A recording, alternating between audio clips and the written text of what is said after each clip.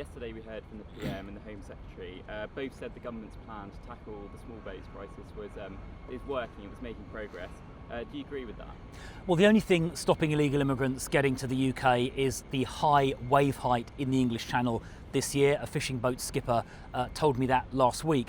I was in northern France last Wednesday and I witnessed hundreds of illegal immigrants taking off from the French coast onto a small boat heading in this direction. Since Andy Burnham became Prime Minister, over 2,000 illegal immigrants have entered the UK.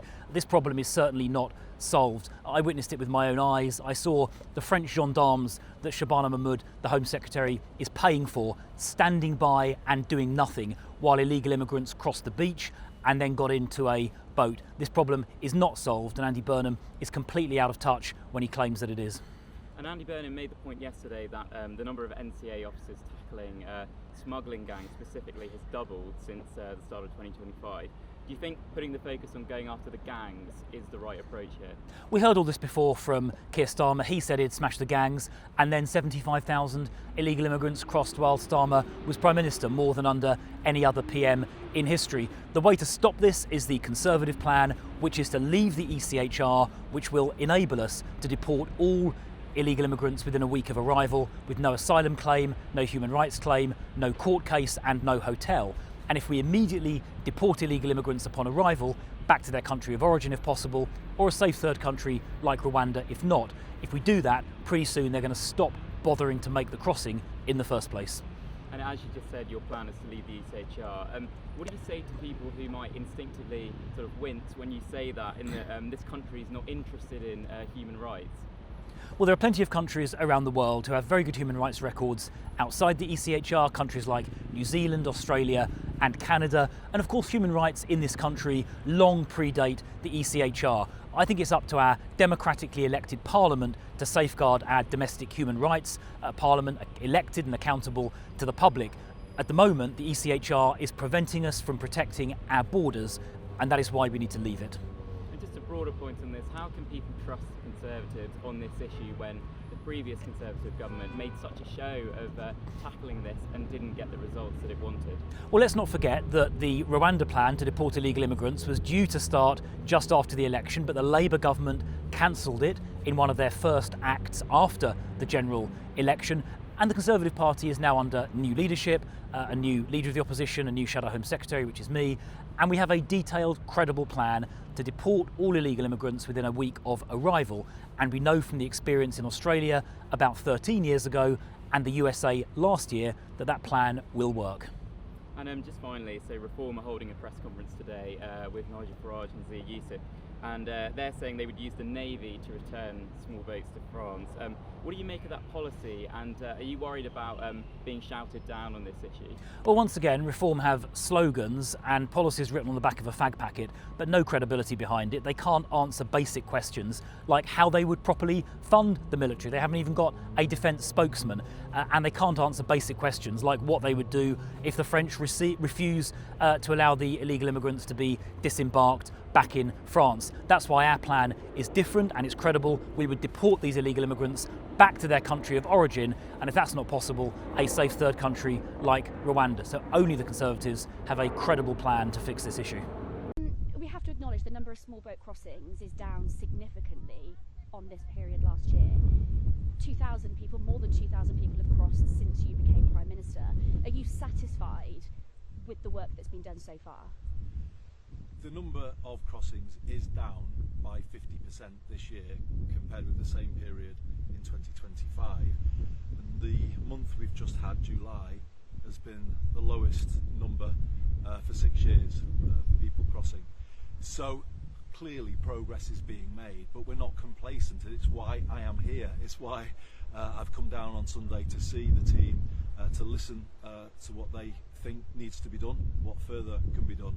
So we're just going to be relentless. People want to see this issue addressed. I heard that on the doorsteps in Makerfield, but we also need to build a system that offers safe routes for people as well, because that also takes away the selling point of the gangs. So on every level we've got to come at this, but crucially increasing the enforcement activity. So there's been a doubling of enforcement officers through the National Crime Agency on the UK side of the channel, and French specialist officers are now similarly doubled in number, working on the beaches over there. So a big ramping up of activity this summer. It's having results, but we are not complacent. Much more needs to be done. You mentioned there about safe and legal routes. Do you want to change the tone of this debate? We have to deal with the issue rather than play politics with the issue. Just deal with it head on, grip it, and then make the changes that will bring that reassurance to the public. The public don't like the idea that the border looks like it's not controlled. We need to bring back that control, but also we need to offer support for people who genuinely need it. It's about changing the whole approach, and slowly but surely we are putting in place those building blocks of a very different approach to this issue. It's working, but there's more to be done. What we've seen in Ceuta in recent days, the EU will hold emergency talks next week. Of course, we're not in the EU, but would you like a seat at that table? And have you spoken to Pedro Sanchez since you first did? I've exchanged messages with the Spanish Prime Minister, and the news from Spain is that around 98% of the people who came into the Spanish territory last week have now been returned to Morocco, and there's an agreement between Spain and Morocco to that effect. So that substantially deals with the immediate issue, but of course there's a broader issue about the Schengen area and our relationship with it, and of course I would want to be in regular dialogue with the EU on those issues. Would you like to be at those talks on Tuesday?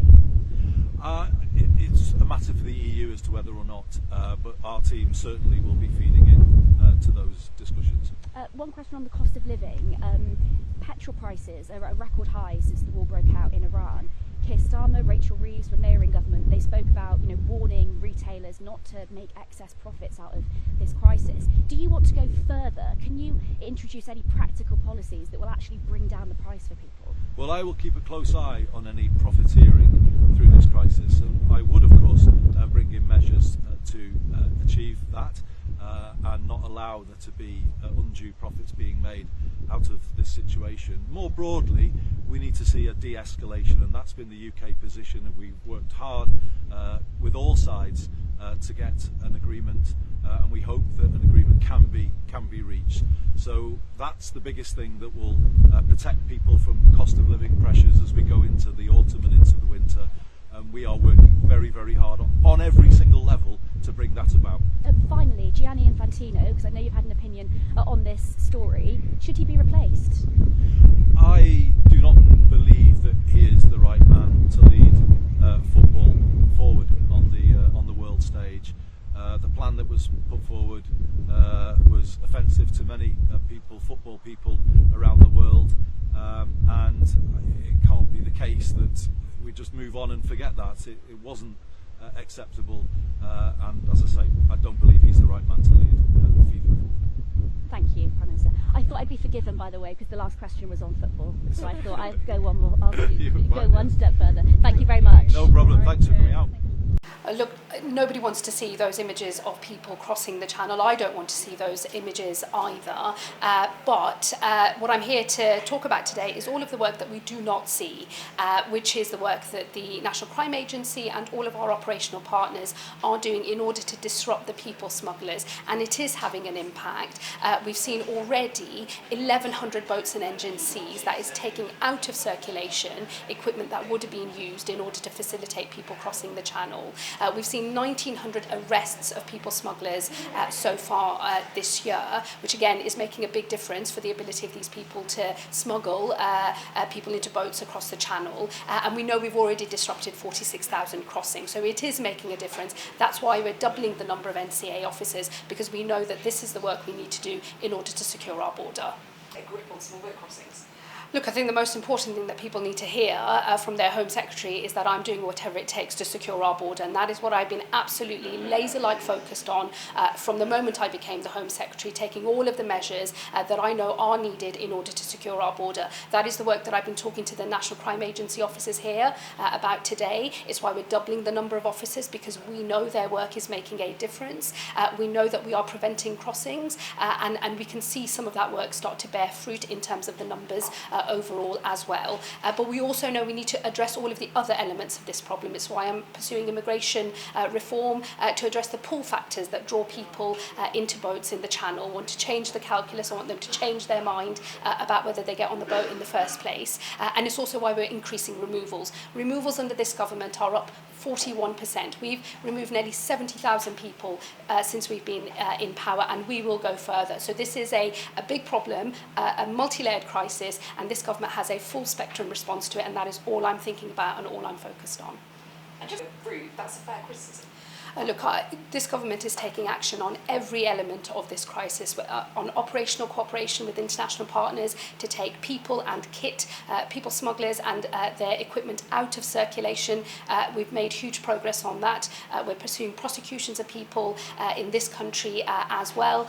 We've seen those numbers of arrests go up, and we know we've taken a lot of kit out of circulation. That prevents crossings. We are changing our legal system in terms of the refugee status that we do grant, moving from effectively a permanent model to a more temporary one. So we're taking action in lots of areas, but alongside all of that, new action and further enforcement, we are also going to open up safe and legal routes into this country. I've already announced safe and legal routes for students, a community sponsorship model, and we're also going to be opening up a route for workers as well. We do want to play our part and fulfill our international obligations to provide sanctuary to people in genuine need. But the thing about having a safe and legal route, which is what this government is going to pursue, is then we're in control of who comes into our country. That decision is not being made by people smugglers and criminals across Europe. So we want to take control of this situation. We will be opening safe and legal routes. I will be saying more about that later this autumn. But this government will do both. We will secure our border and offer sanctuary to those people who truly need it. Just very quickly, if I may, why should the public trust that this government will succeed where others before it have failed? What I would say to viewers is I share their concern every time they see images of people crossing the Channel. I also think that we've normalised the number of deaths that take place in the Channel as well. 4 people have died just in the last few days. Each of those deaths is a tragedy. This government has had a laser-like focus on dealing with this crisis, disrupting the smuggling gangs. That approach is beginning to bear fruit. We've made a huge number of arrests. People are facing justice for facilitating this crime, and we've done a lot of work with our international partners as well. So we are starting to make progress. All of this effort is beginning to bear fruit. It's why I'm building on it by doubling the number of NCA officers so that we can go further, and it's also why we're addressing the pull factors and getting removals up. There is a lot that is wrong with our current system that this government has been changing so that we can secure our borders, but what the public should know is that we are never going to be complacent about this problem, and that we are not going to rest until our border is secure. Mahmood, thank you.